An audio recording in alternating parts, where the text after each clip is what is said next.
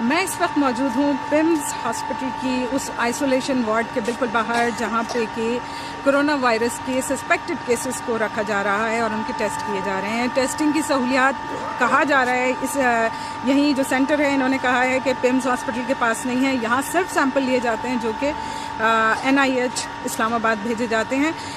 عجیب صورتحال یہ ہے کہ بڑا ہی پراسرار سا ماحول انہوں نے بنا رکھا ہے.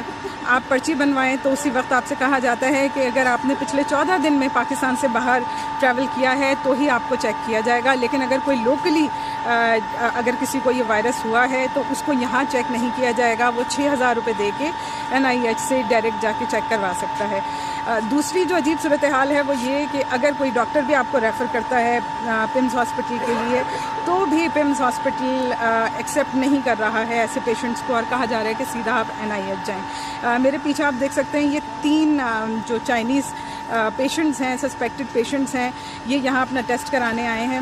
ایسے ہی بہت سے جو پاکستان سے باہر جنہوں نے ٹریول کیا ہے وہ آئے ہیں. اور بالکل میرے پیچھے جو خاتون کھڑی ہیں یہ مشہور کلودنگ برانڈ کھادی میں کام کرتی ہیں، اور ان کو بھی ان کی ٹیم کی طرف سے کہا گیا ہے کہ یہ جا کے چیک کروائیں.